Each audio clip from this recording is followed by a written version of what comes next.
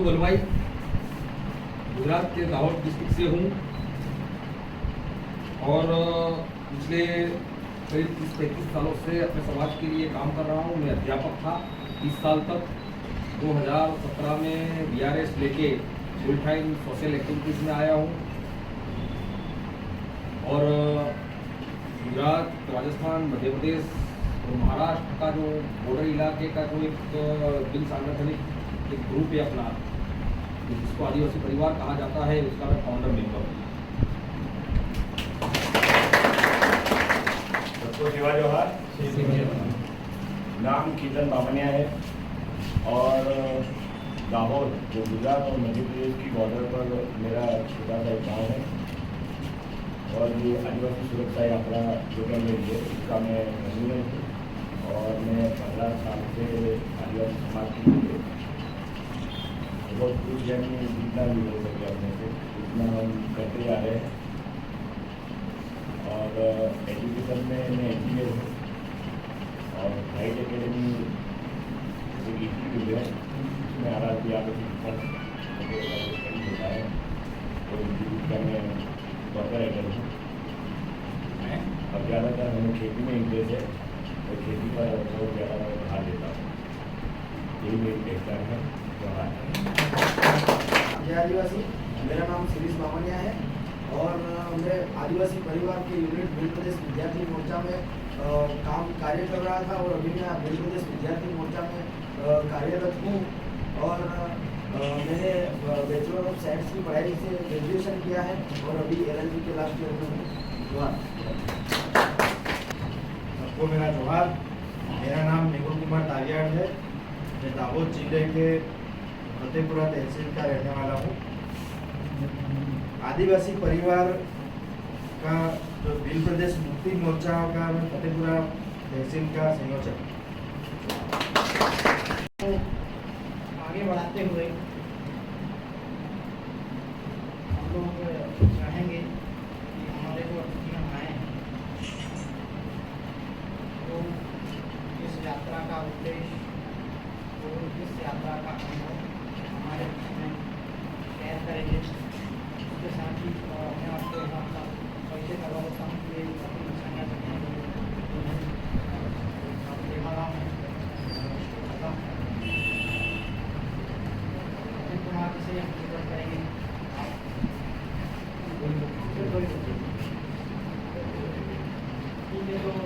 सबसे पहले हम कोई आमंत्रित करेंगे वो आए और हमारे साथियों को अपनी यात्रा का उद्देश्य और अपनी यात्रा का अनुभव जानें। सबका जोरदार ताली बजाते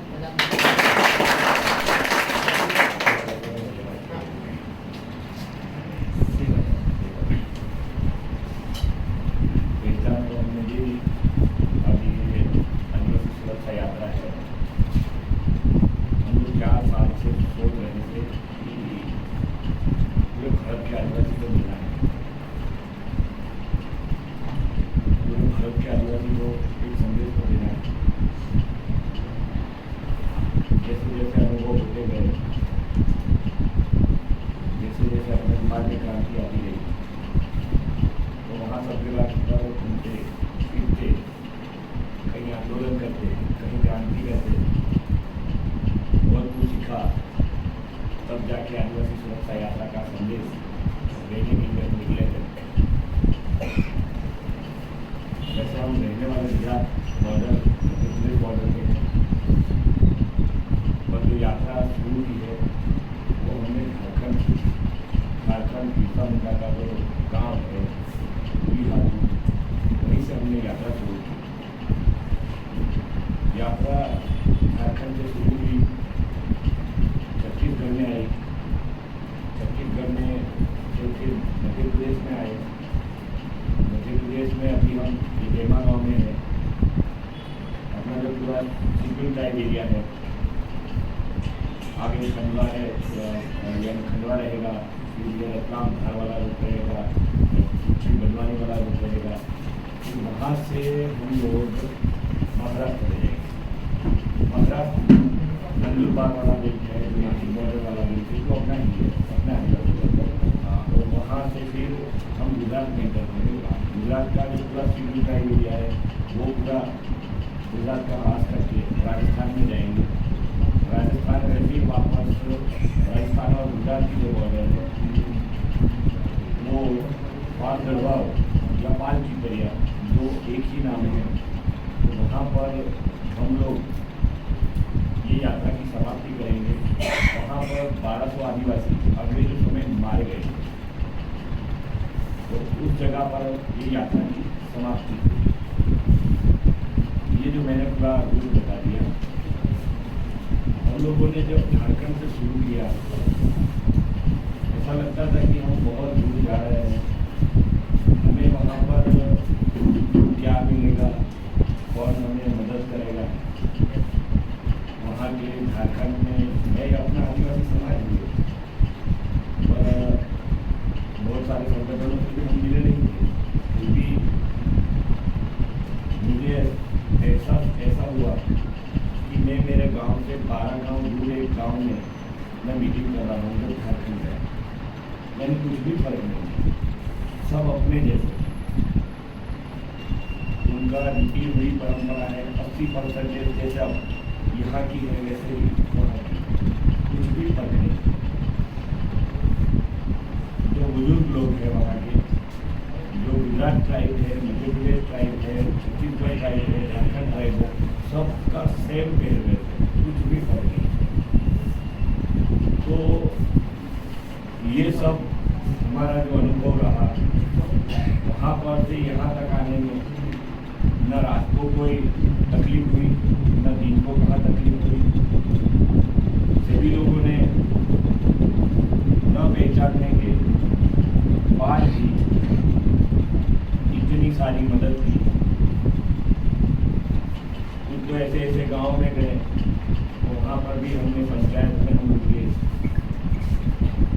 उस जगह जो बलवाना भवन बना था उसमें भी हम रुके, और सभी लोगों ने मिल के इतनी सारी मदद की कि आप लोग जो यात्रा निकाल रहे हैं वो यात्रा 4000 किलोमीटर की, और भारत के इतिहास में आदिवासी की इतनी बड़ी यात्रा आज तक पहले कभी नहीं हुई। तो जैसे हम लोग पहले सोचते थे और आज की सोच में बहुत फर्क है, और फिर भी हम थोड़ा और जुड़े। भारत में आदिवासी एकता का संदेश बहुत बढ़िया जा रहा है, आदिवासियों में जागरूकता भी आ रही है, पर थोड़ा सा अभी जो कुछ लोग हैं जो महसूस ऐसा करते हैं, गुजरात में कुछ होता है और मध्य प्रदेश में ऐसा होता है कि गुजरात वाले आदिवासी हमको क्या है। मध्य प्रदेश में जैसे मुद्राघाट होता है तो गुजरात वाले बोलते हैं मध्य प्रदेश के आदिवासियों का प्रॉब्लम है, हमारा क्या है। तो ये धीरे धीरे ऐसे बढ़ रहा है। अभी जो मणिपुर में जो घटना हुई 9 अगस्त में, हम लोग चिल्ला रहे हैं आदिवासी एकता जिंदाबाद, जय जोहार का नारा है, भारत देश हमारा है। हम लोग पूरे भारत के आदिवासियों के संपर्क में भी नहीं है। मेरे पास तो मणिपुर का 5 नंबर नहीं है, और शायद आपके पास भी नहीं होगी कि मेरे 5 नंबर है मणिपुर के जो हम पूछ सके कि आपको वहाँ क्या हो रहा है। यानी हम राज्य में बढ़ गए, हम अपने समुदायों में बढ़ गए, 781 समुदाय बन गए, और आने वाले समय में अभी 20 साल के बाद भी कितने समुदाय होंगे वो पता नहीं है। पहले भी देश की आज़ादी के पहले भी इतने समुदाय नहीं थे। जो यहीं पर थी राजा महाराजाओं के समय पहली जनगणना जब हुई, तो जोबर एजेंसी जो थी, जोबर एजेंसी, उसी को यहाँ का काम दिया गया था। उसी वक्त 350 समुदाय थे, 350 समुदाय थे, आज 781 हो गए। वो भी डिफरेंस यही हुआ, पहले सब आदिवासी थे, कुछ राजा रजवाड़ाओं के संपर्क में आए, तब एक नया समुदाय बनाया। कुछ कुछ कामदार और खेती के संपर्क में आए, एक नया समुदाय बना दिया। अभी भी जंगल में रह रहे हैं, वो एक समुदाय बन गए, यानी 3 डिफरेंस हो गए। वो कैसे होता है? पूरे 100 साल में हमें एक डिफरेंस देखने को मिल रहा है, जो आज भी कहीं ना कहीं है। आज हमारे बीच में से जो पढ़ा लिखा आगे बढ़ रहा, बहुत अच्छी नौकरी करने वाला, शहर में रहने वाला, आज वो शहर में ही रहता है। गांव वाला गांव में ही रहता है, जंगल वाला जंगल में रहता है। आने वाले समय में नए समुदाय बनने को तैयार है। शहर वाला बोलेगा मैं मेरी बेटी गांव में नहीं दूंगा, गांव वाला बोलेगा मैं मेरी बेटी जंगल में नहीं दूंगा। तो फिर आने वाले समय में 3 और समुदाय आगे आने वाले हैं। तो हर जगह पर है। शहर वाला गांव में सेट नहीं होता, गांव वाला जंगल में सेट नहीं होता। होगा वो एक समुदाय, और उसके कितने भाग हो गए? 3 भाग। तो 781 में आने वाले 20 साल में कितने होंगे? 1000 तक हो जाएंगे, है ना? तो अपने और भी भाग हो जाएंगे। 781 समुदाय बने हैं। भारत का एक ही समाज है, आदिवासी समाज। एक ही समाज है। अगर एक समाज नहीं होता तो 80% साम्यता नहीं देखने को मिलती। अपनी रीति रूढ़ी परंपरा जो भी है वो सेम है। 20% में जो हम चूक लगाए बैठे हैं वो ऐसे हैं जो भौगोलिक परिस्थिति के अनुसार है, और जो राजा रियासतों की जो एजेंसियाँ चल रही थी उसमें हम बढ़ गए थे, तो वही 20% में हमारी वो अलग दिख रहा है। और बाकी जो 20 में से 5 है ना, वो अभी जो राजकीय पहल चल रही है, हमारी जो राजकीय लोग के जो भाग है उसमें से हमारे 5% और भी विभाजित होते जा रहे हैं। तो ये हमारे समुदायों का विभाजन और करना चाहते हैं, और आदिवासी सुरक्षा है ये संदेश लेके निकली है कि एकता कैसे हो। आदिवासी सुरक्षा यात्रा का वैसे पहला संदेश है वैचारिक क्रांति, वैचारिक एकीकरण। मैंने जो आगे बात कही उससे आप समझ गए होंगे कि हमारे वैचारिक क्रांति में बहुत सारे युद्ध हो रहे हैं, हम लोग समझ नहीं पा रहे हैं। हम लोगों के वजह से ही बंटवारा कुछ न कुछ तरीके से हो रहा है। वो बंटवारा किसी को दिख नहीं रहा। हमारे विचारों पर भी कुछ लोग हावी हो रहे हैं। जैसे शहरों में रहने वाले जो लोग हैं उनके आजू बाजू गैर आदिवासी लोग रहते हैं, तो हम उनके विचारों पर निर्भर हो जाते हैं। हम उनके विचारों को क्रांति समझते हैं, अपनी आदिवासी जो वैचारिक क्रांति है उसको हम छोड़ देते हैं। गाँव में भी आज बहुत सारे जो बाहर से आए, व्यापार करने के लिए आए, ऐसे बहुत गैर समुदाय जो बोलते हैं, अपने नहीं होते हैं फिर भी रहते हैं। तो एक गांव में एक बनिया रहता है, पूरा आदिवासी गांव है, पर बनिया की सोच लेके चलता है। तो जो हमारी जो वैचारिक क्रांति है वो हम छोड़ के बनिए की क्रांति को आगे बढ़े। और हमारी जो वैचारिक क्रांति है, एकीकरण है, वो हमारा संदेश ये रहेगा कि वैचारिक एकीकरण रहना चाहिए। हाँ, अपनी टेरिटरी जो है वो उसे संभाल कर रखो, पर वैचारिक एकीकरण में हमें जुड़ना चाहिए।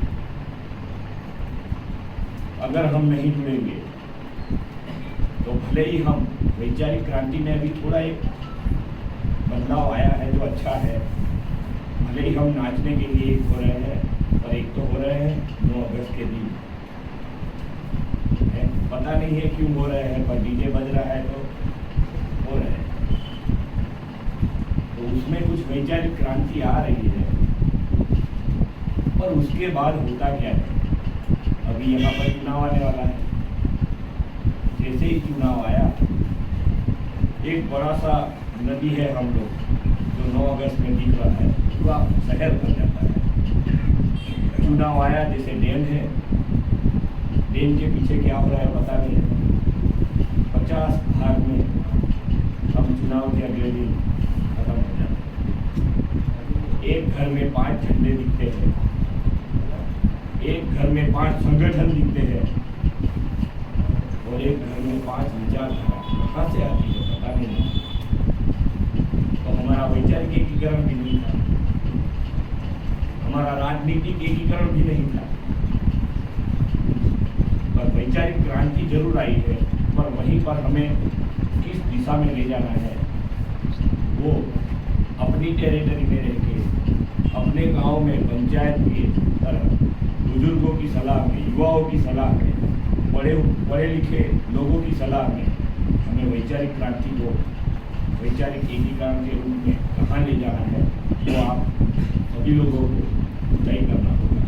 ये हमारा पहला संदेश है। दूसरा संदेश है हमारा सांस्कृतिक शुद्धिकरण। वो वैचारिक एकीकरण के बारे में ही जुड़ा हुआ है। वो सांस्कृतिक शुद्धिकरण हमारी जो संस्कृति थी, रीति थी, रूढ़ी थी, परंपरा थी, वो पूरी तरह साइंटिफिक वैज्ञानिक पद्धति के अनुसार थी। अब क्या होता है, जैसे बोला कि दो आजू बाजू 2 बनिया गए तो बीच वाला खुद बनिया बन जाता है, उसकी रहन सहन भी ऐसे ही हो जाती है। तो हमारी जो संस्कृति है उसी पर सीधा बात, हम लोग घर में टेलीविज़न देखते हैं, हमारी संस्कृति नहीं है, पर एक ट्रेंड चल रहा है। ऐसा सीरियल में आया था ऐसा हम करेंगे, ऐसा पिक्चर में आया था ऐसा हम करेंगे। तो जो फिल्म इंडस्ट्री है वो कहीं ना कहीं हमारे सीधे वार कर रही है। हमारा जो अपना पौराणिक जो बोलते हैं, अपना प्राचीन बोलते हैं, परंपरा रूढ़ी नीति है ना, हम उतना वापस जाना नहीं कह रहे हैं, पर इस माहौल में हमारी रीति रूढ़ी परंपरा हमारी पहचान है, जो संस्कृति के आधार पर हमें आदिवासी गिने गए हैं, हमें किसी धर्म के आधार पर नहीं गिने गए। भले ही हम लोग यही समझ रहे हैं कि कुछ लोग बटे हैं हिंदू में, कुछ लोग बटे हैं क्रिश्ती में, कुछ लोग जो धर्म की तरह धर्म की सोच वहाँ तक रहने दो, पर हमारी जो मूल पहचान है वो सांस्कृतिक है। और हम अगर संस्कृति छोड़ देते हैं तो हमारी पहचान हम छोड़ देते हैं।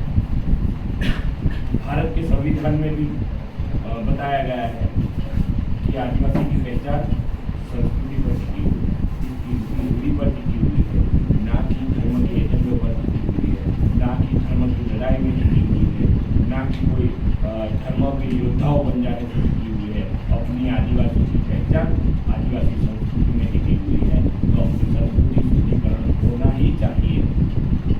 ये हमारा दूसरा संदेश है। हमारा तीसरा संदेश है, ये बहुत आगे बोलते बोलते थोड़ा गला वो हो गया है, पर मैं कह रहा हूँ कि जो तीसरा संदेश है वो राजकीय और राजनीतिक जागरूकता है। राजकीय और राजनीतिक जागरूकता का ये पहले मैं बोल देता हूँ, हम लोग ना कोई राजकीय संगठन से है, ना किसी संगठन के मार्फत आए हैं, ना कोई फाउंडेशन के मार्फत आए हैं, और ना ही हम किसी ट्रस्ट से। हम लोग एक आदिवासी समाज बनकर आए हैं। आदिवासी समाज बनकर आप सब राजा हो और हम आपके सेवक हैं, इस तरह हम आपसे बात कर रहे हैं। आप सब पंचायत हो और आपका मैं छोटा बच्चा हूँ, यही समझ के मैं आपको बात कर रहा हूँ। तीसरा मुद्दा है राजनीतिक जागरूकता। राजनीतिक जागरूकता कैसे लानी होगी, किस तरह लानी होगी। हम लोग, मैंने बोला, हम नदी की तरह इकट्ठे हो जाते हैं। राजनीति जैसे शुरू होती है, हम अपने अपने घर, अपने अपने झंडे कैसे अलग हो जाते हैं। भले ही हम एक आदिवासी है, फिर भी हमारे झंडे क्यों अलग हो जाते हैं।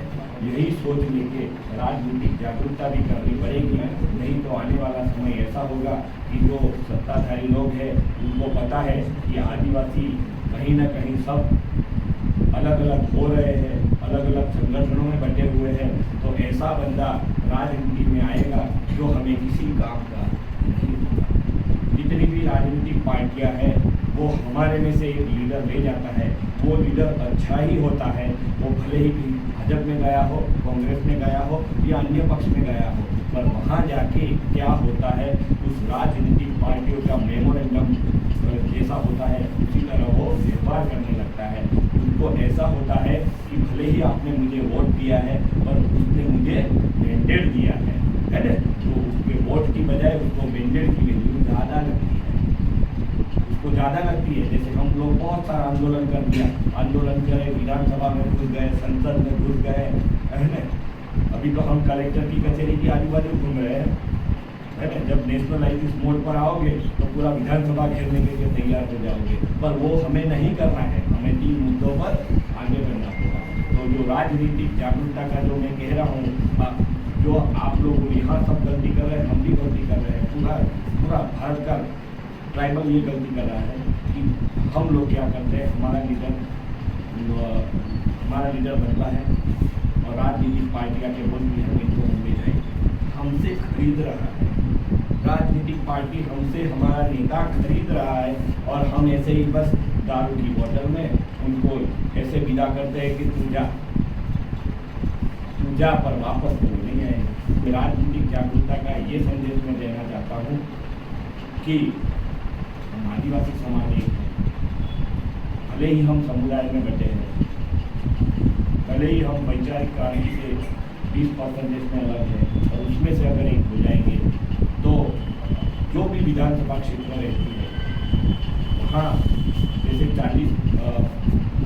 100 गाँव है, 150 गाँव, ज़्यादा से ज़्यादा 60, 65, 65 गाँव, उन गाँव में से 10-10 लोगों को बुलाओ, एक पंच बनाओ, एक पंच बना के एक ऐसा नेता आगे लाओ जो समाज ले जाए।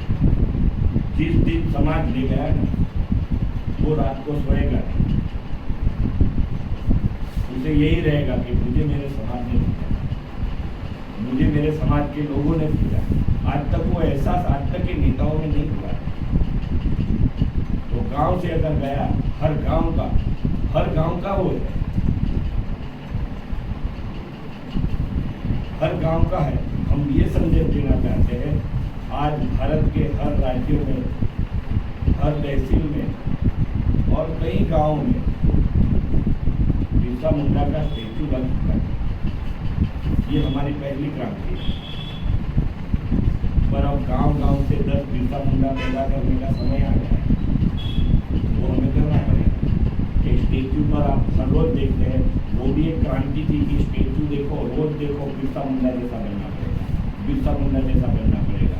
तो बिरसा मुंडा किसको बनाएंगे, तो अपने गांव में से 10-10 लोग इकट्ठे होके एक पंचायत बनाओ। वो पंचायत समाज की होनी चाहिए, भले ही वो 3-4 समुदाय अंदर जुड़ जाए, पर 3-4 समुदाय जो भी आसपास रहते हैं, यहाँ पर भी ऐसा होगा 4-5 समुदाय के लोग रहते होंगे, है ना। तो सबको इकट्ठा करना है, क्योंकि हमें आदिवासी समाज के हक अधिकार के लिए लड़ना है, भारत के संविधान में मिले हमें मूल मालिक के अधिकारों के लिए लड़ना है, ना कि आप एक समुदाय के लिए लड़ना है, ना कि कोई और समुदाय के लिए लड़ना है। हमें आदिवासी समाज के हक अधिकार, आदिवासी समाज के हक अधिकार के लिए आवाज़ भेजनी है। वो आवाज़ विधानसभा और संसद में जाएगी, तब जाके हमारा समाज आगे आएगा, हमारी पहचान बनाएगी।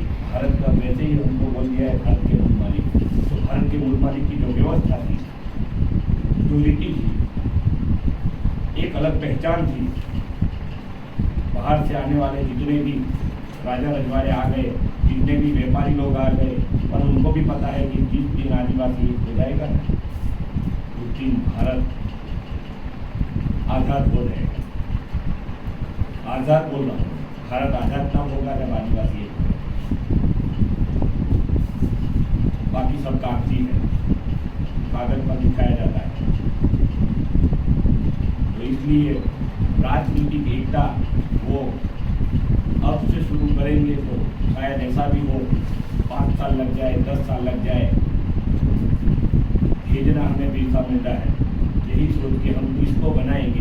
पर जो हर गांव इकट्ठे हो गए, अगर वही विधायक खड़ा रहा तो गांव में से बोलेंगे कि हमको 10 लोगों को पूछा गया, तो वो 10 लोग पूरे गांव में घूम करेंगे, यार मैं था उस समय और मेरे को गांव में से तो देना पड़ेगा।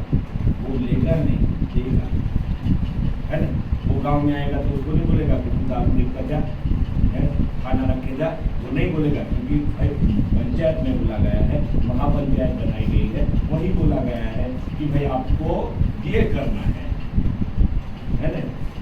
तो ये हम सोच लेके कहाँ से निकले हैं वो भी मैं आपको बता दूँ।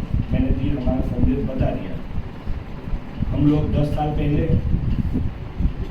दाहोद शहर में 9 अगस्त का रैली का आयोजन कर रहे थे। 10-12 साल हो गए। शायद वहाँ बहुत सारे कम एरिया होंगे कि जहाँ पर विश्व आदिवासी दिवस मनाया जाता था, उस समय की बात है। तो 10 लोग निकले थे विश्व आदिवासी दिवस का झंडा लेके। सब लोग अपने ही लोग के हंस रहे थे, इतने हंस रहे थे कि हमको भी लगता है साला हम लोग की गलत तो नहीं कर रहे। फिर भी जैसा भी होगा चले। पूरी 7 किलोमीटर की जो हमने रूट बनाया था वो हम 10 लोग चले। हम लोग क्या चिल्लाए दिन भर, हम लोग को सब चिल्ला रहे थे। फिर रात को सोचा इसकी बात 6 महीने पहले हम गांव-गांव में निकल जाएंगे, और हम गांव-गांव निकल गए जैसे हम आज भारत में निकले।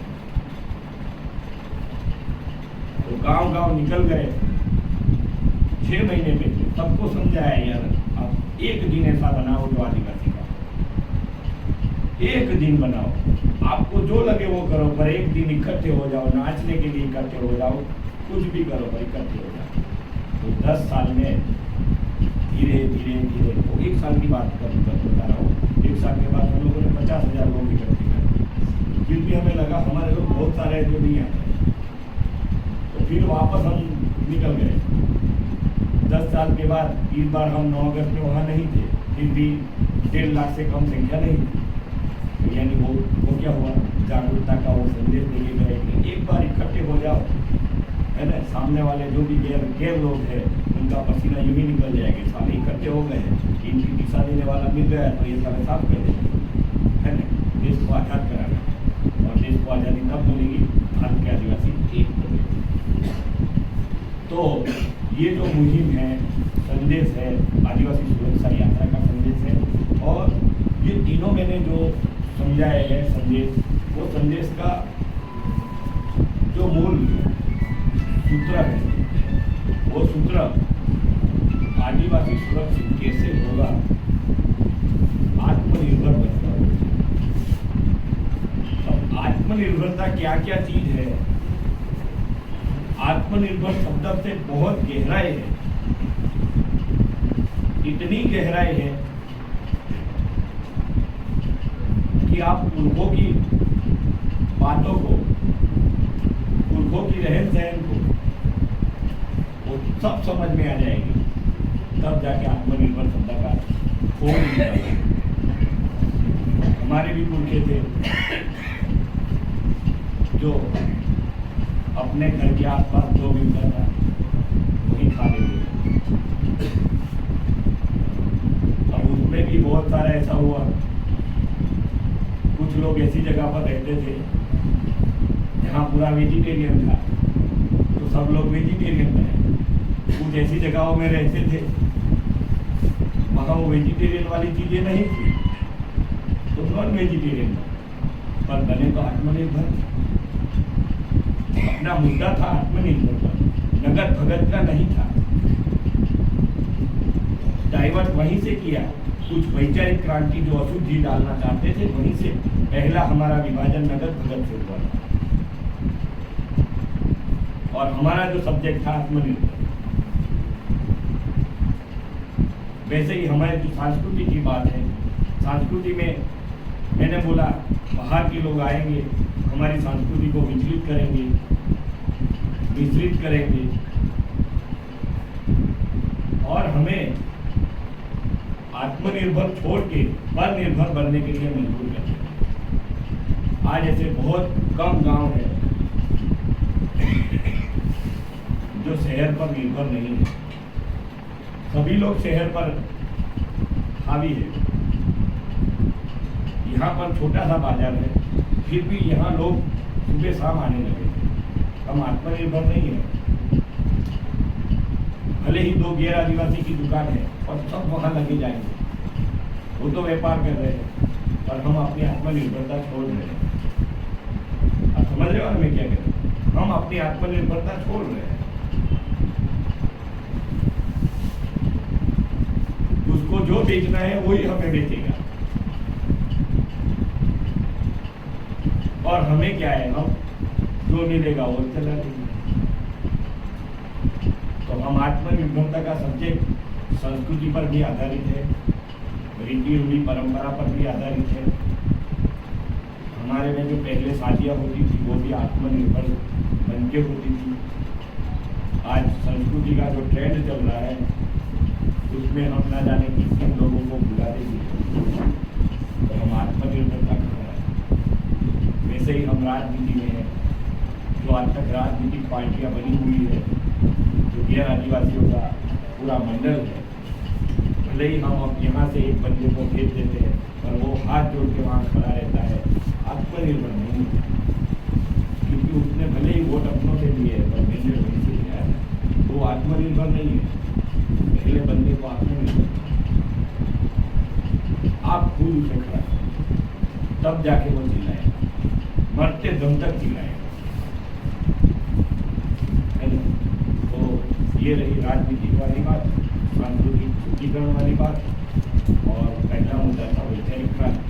तो तीनों चीज़ों पर आप गहन अध्ययन कीजिए, खास करके जो युवा पढ़े लिखे हैं वो इसको भार दीजिए, क्योंकि आने वाला समय है, आप 15-20 साल में एक बुजुर्ग की तरह हो जाओगे, जहाँ गांव होगा तो गांव, शहर होगा तो शहर, टोली होगी तो टोली, पंचायत होगी तो पंचायत, कहीं ना कहीं आपकी सुनी जाएगी। तो ये पूरे संदेश है जो हम भारत में पहुंचा रहे हैं। वैसे मुद्दे तो अंदर की बहुत है, सारे छोटे छोटे भी हैं, और उसका अध्ययन करने के लिए तो पूरी रात उठते हैं वही काम करेगा, है ना? तो ये सब चीज़ों पर गौर करने के लिए हम आज निकल चुके हैं। हम लोग रविवार को टाटिया मामा की जो समाधि है वहीं पर बड़ी सभा रखने की सोच है। अगर यहाँ से पूरा संकलन होता है, यहाँ पर अगर सबको बोला जाता है कि रविवार को हाँ करके होंगे, तो ये संदेश हम भारत में देंगे। तो आपका सबका संकलन और सहयोग है, कहीं भारत के आदिवासी को एक करने की जो मुहिम चल रही है, वैचारिक क्रांति पर जो जोर लगा है, वहीं पर सब एक हो जाओ, यही हमारा संदेश है। तो आने वाला समय हमारे लिए सामने से क्या संदेश लेके आएगा वो हमें पता नहीं, और वो संदेश अच्छा होगा ये हम सोच लें, ये भी बुरी बात है। संदेश हमें देना होगा। हम प्रकृति से जुड़े हैं, कुदरत से जुड़े हैं, है ना? और हमें अपने देवी देवता भी खुद मिले हैं जो हमें खुद को मिले हैं, ना कि कोई गैर आदिवासी। तो ये सब सोच लेके हम निकल पड़े हैं, और आने वाले समय में 2-3 साल बाद भी अगर ऐसी बड़ी यात्रा आए तो आज भले ही हम यहाँ पर बैठे हैं, पर गली गली में से निकलो, गांव गांव में से निकलो, खेत का जो बलिया है उसमें से भी निकलो, निकलना हो। शहर तक सीमित मत रह जाओ, गाँव तक सीमित मत रह जाओ, राज्य तक सीमित मत रह जाओ। जैसे हम सोच लेके बैठे हैं मणिपुर में सिर्फ 5 नंबर अपने पास नहीं है, तो हम लोग क्या कर सकते हैं? आदिवासी एकता जिंदाबाद क्यों हो, है ना? तो मैंने आपको मेरी बात रखी, आपने एक राजा बन के सेवक की बात सुनी है, तो आपको मैं दिल से धन्यवाद कहना चाहता हूँ। और ये जो संदेश है आप गाँव गाँव तक पहुँचाएँ और युवाओं को पहुँचाएँ। बुजुर्ग समझ रहे हैं सब, बुजुर्ग को सब पता है, क्योंकि कहीं ना कहीं युवाओं और बुजुर्ग सब साथ मिलकर इसका एक पंचनामा बनाए और पंचायत भी बना के कहीं ना कहीं ये जीत लेने की सबसे बड़ी लड़त होगी, सबसे बड़ा देश का आंदोलन होगा। मेरा गांव, मेरी क्रांति, मेरा क्षेत्र और मेरा घर है, ऐसा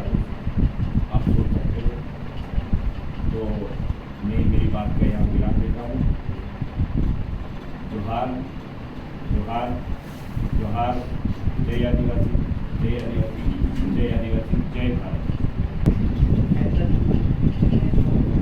आया है उस पर हमें कहीं न कहीं गहन चिंतन मनन करने की आवश्यकता है, क्योंकि देश के अंदर आज जिस प्रकार के माहौल उत्पन्न हो रहे हैं, चाहे मणिपुर की घटना हो, दिल्ली का पेशाब कांड हो, या देवास जिले के नेमावर में एक परिवार के 5 लोग मार करके गाड़ देने की घटना हो, कहीं न कहीं दबे कुचले लोगों पर जो अत्याचार हो रहा है, उन अत्याचारों को रोकने में सरकारें विफल रही हैं।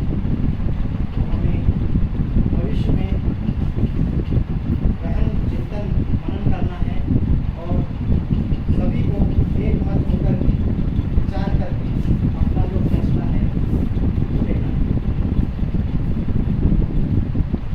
इसी के साथ अगली कड़ी में मैं आमंत्रित करने जाऊँगा हमारे राजू भाई माधु को, वो आए और यहाँ पर अपने विचार वो मेरा समझ हुआ। जोरदार एक बार तालियां।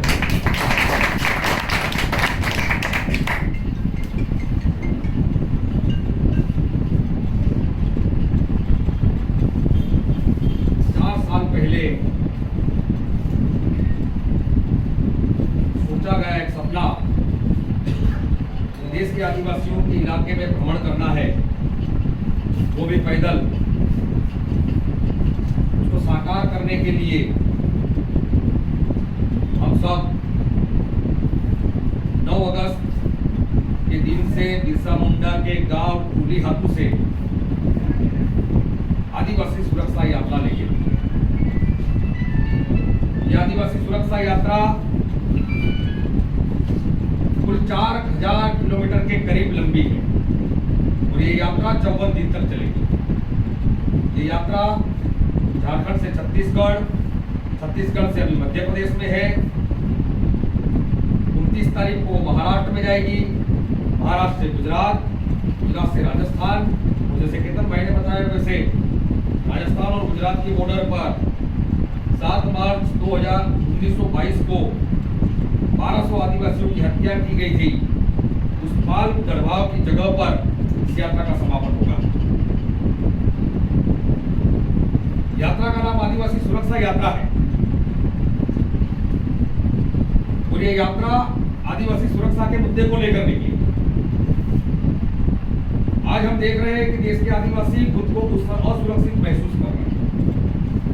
पिछले 1.5-2 साल की अगर घटनाएं देखी जाए और उसमें भी पिछले 3-4 महीने की, तो हमें यकीनन मानना पड़ेगा कि आदिवासी असुरक्षित है। सीधी की घटना हो, शाहपुर की घटना हो, मणिपुर की घटना हो, राजस्थान की घटना हो, और हर जगह पर आदिवासियों पर कहीं ना कहीं हर दिन कहीं ना कहीं किसी न किसी रूप में हमले होते हैं और इसलिए आदिवासी खुद को असुरक्षित महसूस करता है। तो हमने इस सुरक्षा के मुद्दे को लेकर यात्रा को निकालने का सोचा। हमने ये भी सोचा कि आदिवासी असुरक्षित कैसे हो रहा है। तो हमें लगा कि आदिवासी जब तक आत्मनिर्भर था तब तक आदिवासी सुरक्षित था। जिस दिन से आदिवासी दूसरे पर निर्भर होने लगा उस दिन से आदिवासी असुरक्षित होने लगा। आदिवासी अपने जीने के लिए जो भी 2 वक्त की रोटी की जरूरत थी, दाल चावल जो भी जरूरत थी वो खुद पैदा करता था, खुद खाता था। शायद बाजार से नमक के सिवा और कोई चीज नहीं लाता था। आज पकाता है, बाजार में बेच देता है और खाने के लिए बाजार से लाके खरीदता है। सही बात है, गलत बात है? सही है। तो आदिवासी सबसे पहले बाजार का गुलाम बना। हमारे पुरखे जब अपना घर बनाते थे तो अपने खेत की मिट्टी का उपयोग करते थे, अपने खेत में उगे हुए वृक्षों का उपयोग करके, लकड़ी का उपयोग करके घर बनाते थे। किसी की जरूरत नहीं होती थी। आज नींव जब निकालते हैं अपने घर की, तो वहां भी वो जेसीबी मशीन से लेके छत बनाते हैं, तब तक हमें दूसरों पर निर्भर रहना पड़ता है। तो हमने अपने आत्मनिर्भरता गंवाई, तो दूसरों पर जब निर्भर होने लगे तो धीरे धीरे असुरक्षित होने लगे। आज हमारी जीवन शैली ऐसी हो गई है कि हम पूरी तरह आत्मनिर्भर नहीं बन सकते, लेकिन अपने जीवन में हो सके उतना आत्मनिर्भर बनने की कोशिश करनी चाहिए। ये हमारा इस यात्रा का संदेश। हम लोग इस यात्रा में 3 और संदेश लेके दिए, जिसके बारे में केतन भाई ने बताया। पूरे देश के 781 आदिवासी समुदायों में वैचारिक एकीकरण हो, ये हमारा एक संदेश। वैचारिक तौर पर भी हम अपनी आत्मनिर्भरता गंवा चुके हैं। पहले जब हम कुछ करना चाहते थे, कोई भी काम करना चाहते थे, तो अपने पुरखों से पूछते थे। वो पुरखे अपने पुरखों से सीख के आए थे और अपने अनुभव की बात हमें बताते थे और हम उस रास्ते पर चलते थे।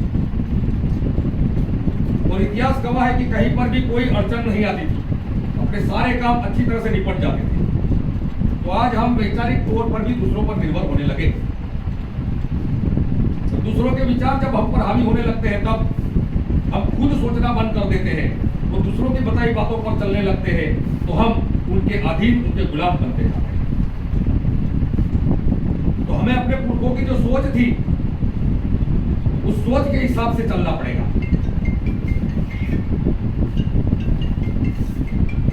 विश्व आदिवासी दिवस के मौके पर आज हम इकट्ठा होने लगे। कल तक हम आदिवासी खुद को कहने से शर्माते थे, आज जय आदिवासी गर्व से बोलते। लेकिन ये मात्र गर्व से बोलने से हम आदिवासी नहीं रहेंगे, हम आदिवासी नहीं कहलाएंगे। आदिवासी बनने के लिए हमें वैचारिक तौर पर भी आदिवासी बनना पड़ेगा। अपने पुरखों की विचारधारा है, इस विचारधारा को अपनाना पड़ेगा। पहले हमारे पुरखे जो संविधान में भी अधिकार दिया गया है, गांव के जो झगड़े घंटे जो भी कुछ होता था उसके निपटारे गांव में करते थे, खुद करते थे। आज हमें पुलिस के पास जाना पड़ रहा है, तो हम कहाँ आत्मनिर्भर रहे। और जब पुलिस के पास जाना लगना पड़ता है हमें, तो हम असुरक्षित बनेंगे और बनेंगे। तो हमें वैचारिक तौर पर आत्मनिर्भर बनना वो सबसे पहली हमारी जरूरत। सांस्कृतिक तौर पर भी केतन भाई ने बात की थी, मैं उसमें कुछ कहना चाहूंगा। हमारी संस्कृति पर विदेशी संस्कृतियों का आक्रमण हुआ। विदेशी संस्कृति मतलब यूरोप की संस्कृति बात नहीं कर रहा हूं। आदिवासी खुद संस्कृति से पहचाना जाता है, ना कि धर्म से। संविधान में लिखा है कि आदिवासी किसी भी धर्म में हो सकता है, लेकिन आदिवासी सांस्कृतिक तौर पर ही पहचाना जाएगा। जो गोंड है उनकी संस्कृति अलग है, कुर्कू है उनकी संस्कृति अलग है, भील है उनकी संस्कृति अलग है, संथाल की अलग है। तो उनको पहचाना जाता है इस संस्कृति की वजह से। और जिस दिन ये आदिवासी अपनी संस्कृति गंवा देगा, उस दिन वो आदिवासी खत्म हो जाएगा। इस संस्कृति पर जो आक्रमण हो रहा है, वो आक्रमण मात्र आदिवासी को खत्म करने के लिए हो रहा है। आदिवासियों को मारने की कोशिश हजारों साल से की गई, लेकिन आदिवासी को मार नहीं सके। तब उनको लगा कि आदिवासी पर अगर अपना वैचारिक आक्रमण करेंगे, आदिवासी पर सांस्कृतिक आक्रमण करेंगे, तो आदिवासी की वैचारिक सोच खत्म होगी, आदिवासियों की संस्कृति खत्म होगी, आदिवासी अपने आप खत्म हो जाएगा। आज शहर में रहने वाले जो भी आदिवासी है, उन्होंने अपनी संस्कृति गंवा दी, अपनी विचारधारा गंवा दी। उसकी वजह से हम देख रहे हैं कि उनको आदिवासी, हम खुद उनको आदिवासी मानने के लिए तैयार नहीं। तो ये एक बड़ा मुद्दा है। इसलिए हमें सांस्कृतिक तौर पर भी अपनी संस्कृति का शुद्धिकरण करके सांस्कृतिक आत्मनिर्भरता कायम करनी पड़ेगी। और जो तीसरा महत्व की बात है, तीसरी बात, सामाजिक और राजकीय जागरूकता। सामाजिक जागरूकता में अब लगभग कोई कमी खास नहीं रहेगी, थोड़ी बहुत है, वो भी आने वाले समय में पूरी हो जाएगी। आदिवासी सामाजिक तौर पर संगठित हो रहा है, वो 1 या 2 दिन के लिए, 9 अगस्त हो या दूसरा 13 सितंबर हो, उस दिन के लिए एक हो रहा है। यानी कि वो सामाजिक तौर पर एक होने की कोशिश कर रहा है, लेकिन उसको पूरी तरह जो एक नहीं होने दे रहे, वो है राजनीतिक दल। सुप्रीम कोर्ट ने ये कहा है कि आदिवासी इस देश का मालिक है। अगर इस देश का मालिक है तो इस देश पर एक समय आदिवासी राज करता था, ये भी हकीकत है। गोंडवाना के 52 किले हैं, 52 गढ़ है गोंडवाना के, यानी कि गोंडवाना के भी 52 शासक थे, तो वैसे दूसरी जगह पर भी हो गए। तो आज आदिवासी जिसमें संवैधानिक अधिकार उसका उसके गांव में राज करने का है, फिर भी वो आदिवासी दूसरी पार्टियों के गुलाम बन के बैठे। तो राजकीय तौर पर अपनी आत्मनिर्भरता गंवाकर जब परनिर्भर बने हैं, तब हमारी समस्याओं में बहुत बड़ा इजाफा होता है। जब हमारी कोई समस्या होती है, हमारे कोई सवाल होते हैं, तब जब जिन लोगों को हमने चुन के यहाँ से भेजा है विधानसभा या संसद के अंदर, तो वो लोग कुछ नहीं करते, वहां अपनी आवाज नहीं उठाते।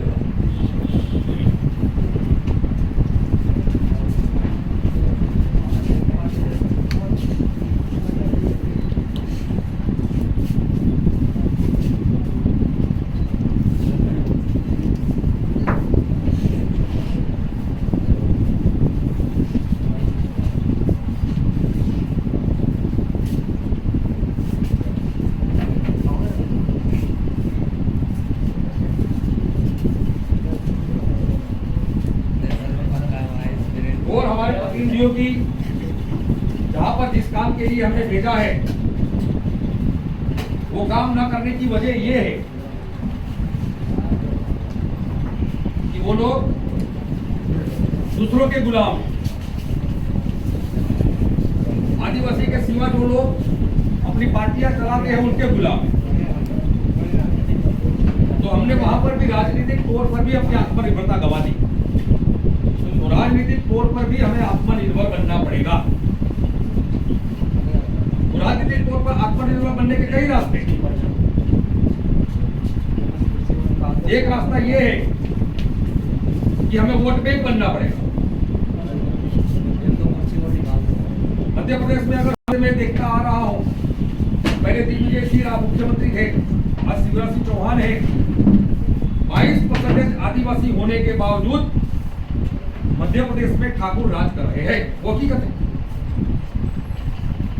और इसकी वजह यह है कि हम 22% लोग एक वोट बैंक ना बनकर अलग अलग पार्टियों में बटे होने के कारण अपनी जो ताकत है, अपनी शक्ति है, अपने जो 22% आदिवासी एक है, जो बता नहीं सकते, और इसलिए ये हो रहा। हमारे गुजरात में हम 15% आदिवासी, लेकिन 12% जो पाटीदार है वो पाटीदार राज कर रहे हैं, क्योंकि वो एक है। अगर हम आदिवासियों में देखेंगे तो बाप कांग्रेस को वोट करता होगा, बेटा भाजपा को करता होगा, भाई आम आदमी को करता होगा, और कहीं पोता निर्दलीय को वोट करता होगा। तो एक घर में 4 या 5 वोट जब बढ़ते हो, तब जो गैर आदिवासी पार्टियां हम पर राज करेगी वो करेगी। तो हमें अपनी सोच में बदलाव लाना है। हमें एक वोट बैंक बनना है, और वोट बैंक बनकर एक साथ वोट करेंगे, तब वो पार्टियां हमारे पीछे पीछे होंगी। आज ये हो रहा है कि हमारे जो लोग विधायक बनना चाहते हैं, सांसद बनना चाहते हैं, वो पार्टियों के पीछे पीछे हैं।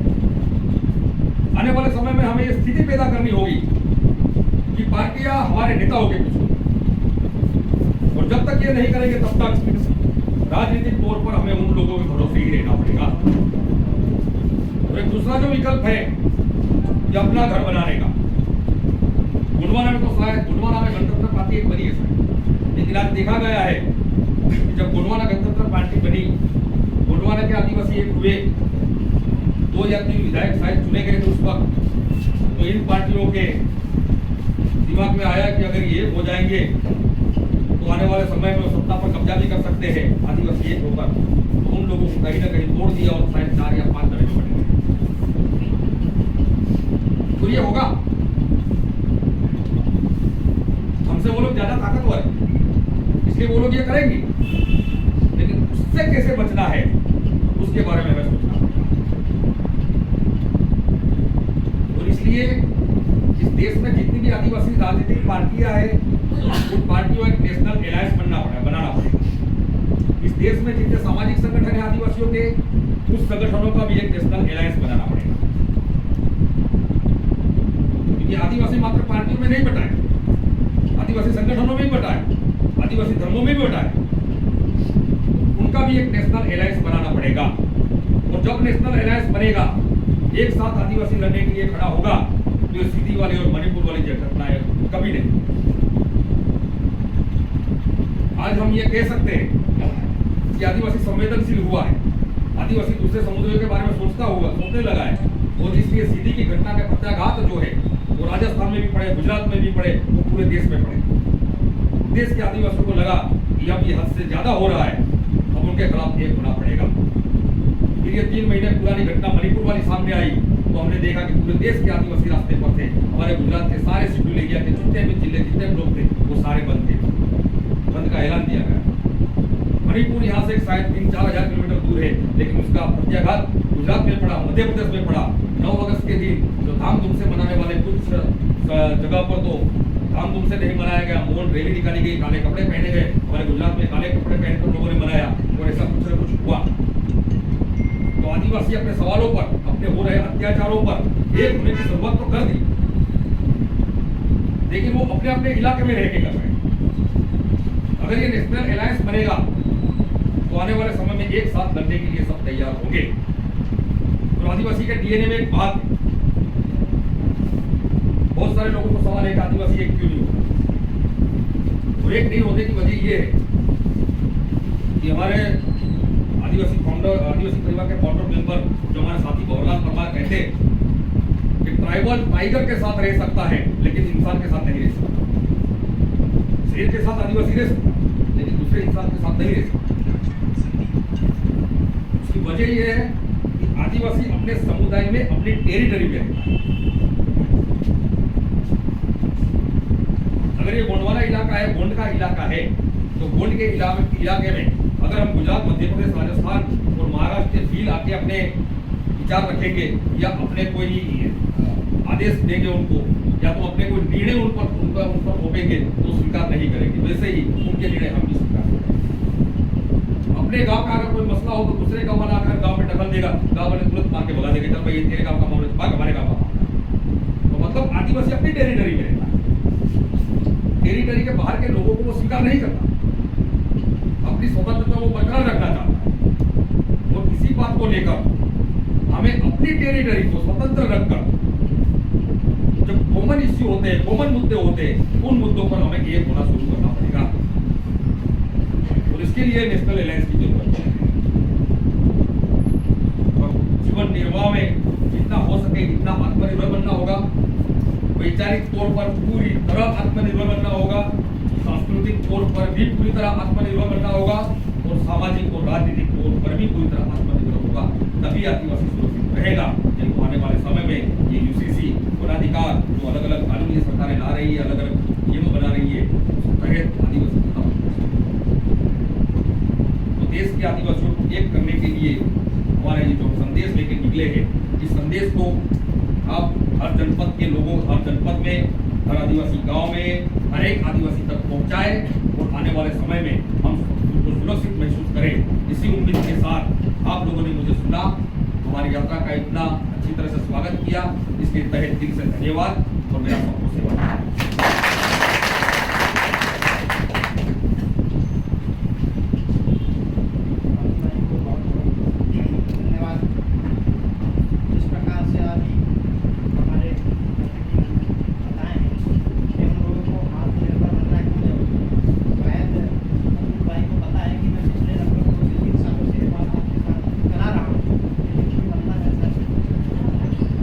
वो शायद हमारे लोगों से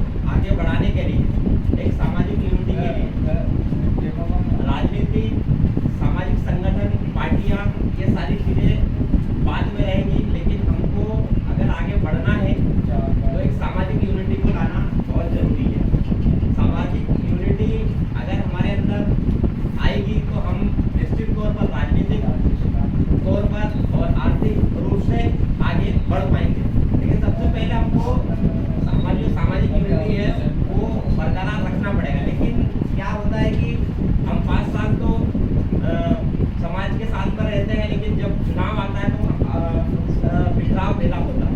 तो सबसे महत्वपूर्ण हमको हमारा समाज हमको रखना चाहिए। राजनीति करना बहुत अच्छी बात है कि समाज के लिए हम राजनीति में आगे आए, राजनीति करें, लेकिन महत्वपूर्ण हमारा समाज है हमारे लिए। तो राजनीति के चक्कर में हमको ऐसा काम नहीं करें जिससे हमारे समाज को कहीं ना कहीं बहुत ज़्यादा नुकसान हो जाए।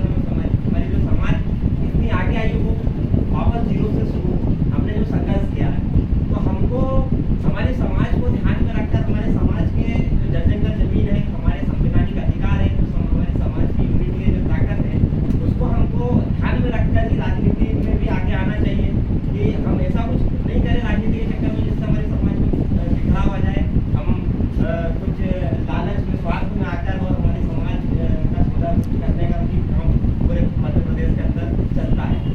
इसी का परिणाम है कि आज आज़ादी को 75 साल होने के बाद भी हमारी समाज जो है, आज मणिपुर में घटना हुई है, मणिपुर जैसी घटना आज इस आज़ाद भारत के अंदर हमारी बहनों को नग्न अवस्था में उनका जुलूस निकाला जा रहा है। तो ये कहीं ना कहीं हम लोग हमारी सामाजिक यूनिटी से भटक रहे हैं और राजनीतिक स्वार्थ के कारण अन्य दलों में बटे हुए हैं, अन्य संगठनों में बटे हैं, अन्य पार्टियों में बटे हैं, इसके कारण हमारी जो ताकत है वो कहीं ना कहीं कमजोर है। तो मैं सभी से यही निवेदन और आग्रह करता हूँ कि हम लोग राजनीति तो करें, लेकिन सबसे महत्वपूर्ण हमारा समाज है। अगर हमारा समाज संगठित रहेगा तो हम निश्चित तौर पर राजनीति में जो बहुत आगे आएंगे और हमारा समाज आर्थिक रूप से, मानसिक रूप से और शारीरिक रूप से मजबूत बनेगा। मैं इतना कहकर अपनी वाणी को विराम देता हूँ और एक बार पूरे आप सभी को बहुत बहुत धन्यवाद। सेवा जवाब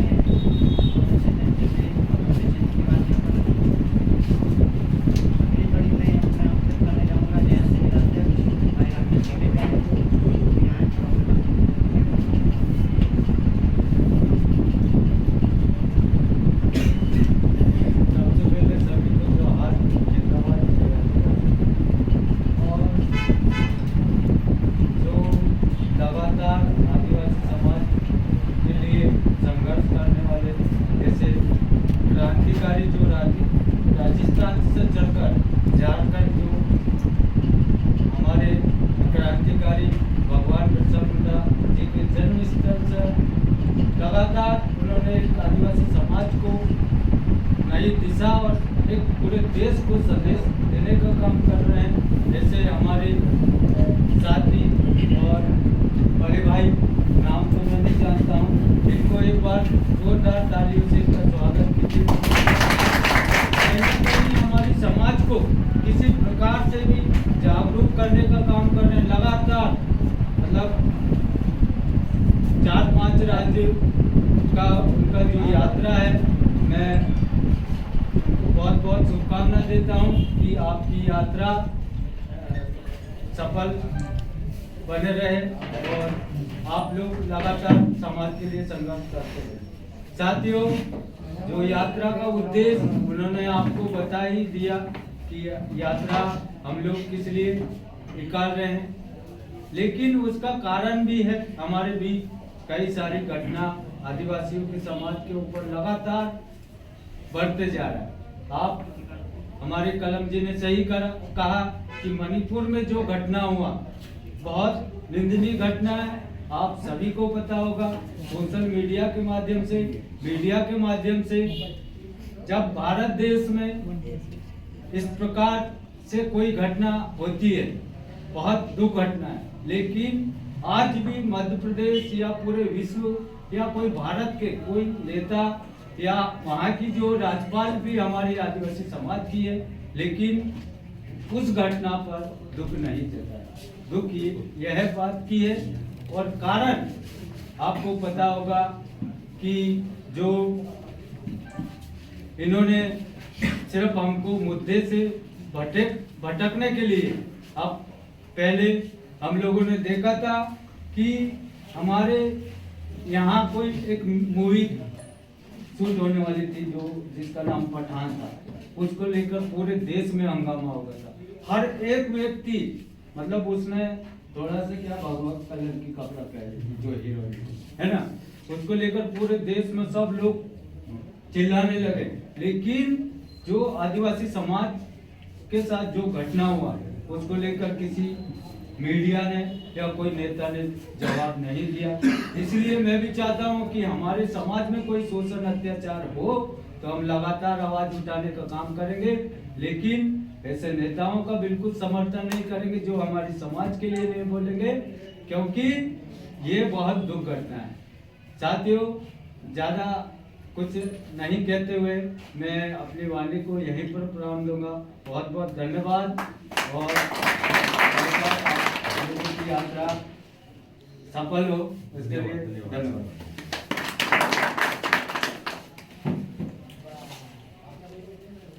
बहुत बहुत धन्यवाद बाकेश ककोड़िया जी, आपने जिस प्रकार से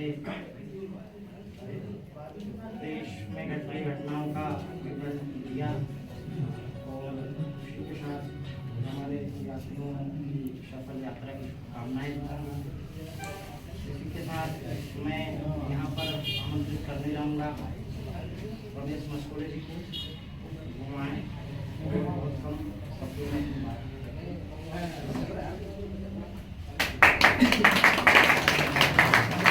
धन्यवाद। सबसे पहले तो भिमंडी विधानसभा गाँव में आज आप आए हैं, आप सभी का जो हमारी सुरक्षा है, आदिवासी सुरक्षा यात्रा, आप सभी का बहुत बहुत स्वागत है। हमें सुरक्षा यात्रा क्यों निकालनी पड़ी? सबसे महत्वपूर्ण तथ्य तो ये आता है कि आज हमें सुरक्षा यात्रा निकालने की जरूरत क्यों पड़ रही है। आए दिन हम देख रहे हैं, हम पहले आप आए भी थे, संपर्क करके गए थे, इन्होंने बताया था हम सुरक्षा यात्रा निकाल रहे हैं। आज हमारे बीच आप लोग आए हैं। आए दिन हम लोगों पर अन्याय, अत्याचार और हमारे साथ जो दुर्व्यवहार होते आ रहे हैं, उसके कारण ये यात्रा की आवश्यकता पड़ी है। साथ ही जैसे भी बात इसके पहले हो रही थी कि हमें सामाजिक एकता में बनना है। मैं आपने भी एक बात और कही कि आदिवासी अपनी टेरिटरी में रहना चाहता है, टाइगर के साथ तो रह सकता है पर इंसान के साथ नहीं रह सकता। लेकिन बहुत हद तक आदिवासियों में एक जो कहने की बात नहीं है। आज हमारा समाज आर्थिक रूप से, सामाजिक रूप से एवं राजनीतिक रूप से पिछड़ा क्यों है? हमें इस बात पे विचार करना पड़ेगा, इस बात पे मंथन करना पड़ेगा। अगर हमारा समाज आर्थिक रूप से, सामाजिक रूप से और राजनीतिक रूप से अगर मजबूत हो जाएगा तो हमें इस प्रकार की यात्रा नहीं निकालनी पड़ेगी। जब हम आर्थिक रूप से सक्षम हो जाएंगे, जब हमारा सामाजिक व्यक्ति आर्थिक रूप से जब सक्षम हो जाएगा तो हमारा समाज भी मजबूत हो जाएगा, और जब हमारा समाज मजबूत हो जाएगा तो राजनीतिक रूप में भी हम मजबूत होंगे। जैसे अभी आपने कहा हमें वोट बैंक बनना है, सिर्फ वोट बैंक तो बनना है, लेकिन वोट बैंक बन के ही नहीं रहना। उस वोट बैंक को हम किस प्रकार से यूज कर सके, इस पर भी अपने को ध्यान देना पड़ेगा।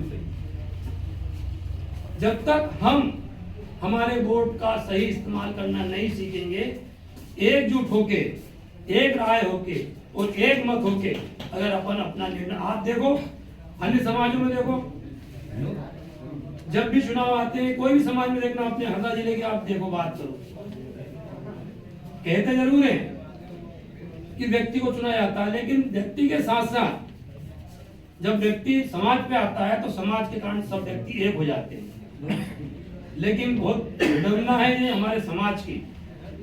कहते हैं हम कि एक नारा भी लगाते हैं, आदिवासी एक समान।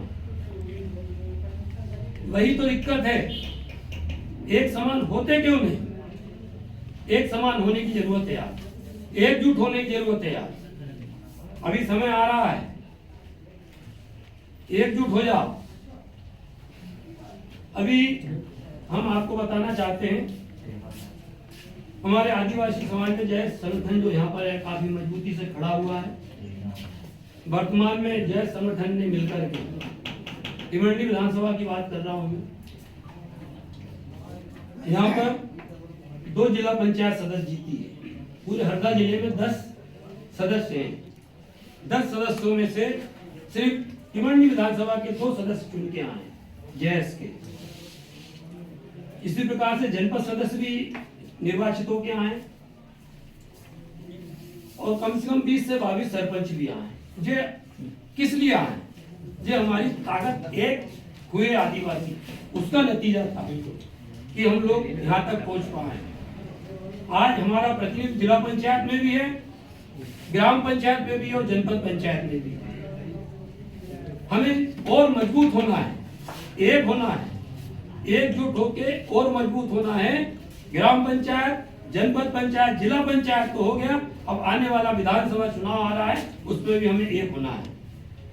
जब हम एक होंगे और हमारे व्यक्ति को जब ऊपर तक भिजवाएंगे तो हम और ज्यादा मजबूत होंगे। जब और ज्यादा मजबूत होंगे तो हमारे पर जो अन्याय अत्याचार हो रहा है, क्यों हो रहा है? मेन कारण उसका यही है कि हमारे ऊपर बोलने वाले कोई नहीं है। जो हमारे आदिवासी 47 विधायक बेटे हैं, अगर 1-2 को छोड़ दें तो बाकी इतने अन्याय अत्याचार होते हैं, कभी कोई आगे नहीं आता। आदिवासी विधायक वहां तक पहुंचाना हमारा उद्देश्य नहीं है। क्या होता भी बैठे हैं 27 विधायक मध्य प्रदेश में, मध्य प्रदेश की विधानसभा में 27 विधायक अभी भी बैठे हैं। आदिवासी विधायक पहुंचाना उद्देश्य नहीं है। आदिवासी की सोच रखने वाला विधायक वहां तक जाना चाहिए, जो आदिवासी को मर्म, आदिवासियों की मर्म को समझता हो। तो हमें एकजुट होना पड़ेगा, एक राय होना पड़ेगा। और मैं इसी मंच के आह्वान से आप लोगों के समक्ष आप सब लोगों से ये चाहता हूं कि आप सब लोग जो यहाँ पर बैठे हैं, इनके अलावा भी आप और दूर तक संदेश भेजें कि हम सब एक राय हो जाएं और एकजुट हो जाएं।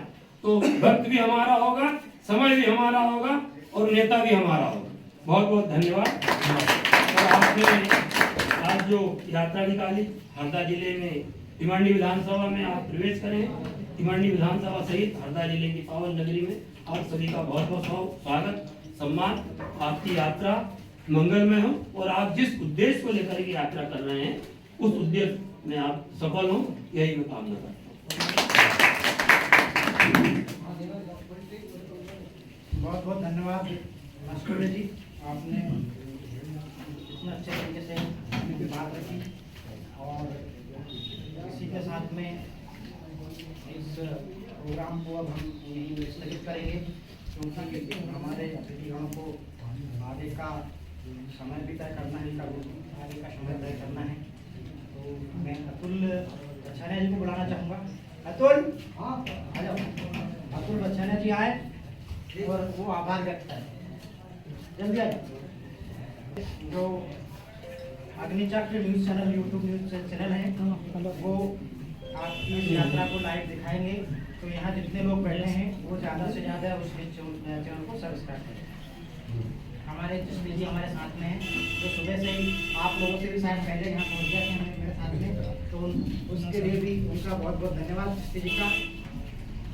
हमारी ओर से भी बहुत बहुत धन्यवाद, क्योंकि लगातार जब भी आदिवासी समाज की कोई बात हो तो लगातार उठाने का काम करते हैं। तो इसके लिए जयस की तरफ से भी बहुत बहुत धन्यवाद।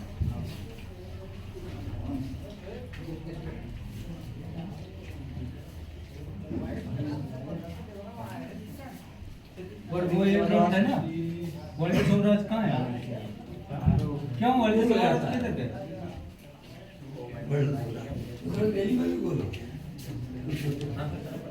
मोबाइल कहीं। सभी साथियों को सेवा जवाब। हमारे गुजरात से आए हुए क्रांतिकारी साथी अतिथियों का हृदय नगरी हरदा में की ग्राम पंचायत केमा गाँव में हार्दिक स्वागत, वंदन है, अभिनंदन है। आपने जो आदिवासी सुरक्षा यात्रा के जो मुद्दे बताए, जो बातें आपने विस्तारपूर्वक को समझाई हैं सभी लोगों को, उसके लिए आपका धन्यवाद। सेवा जवाब।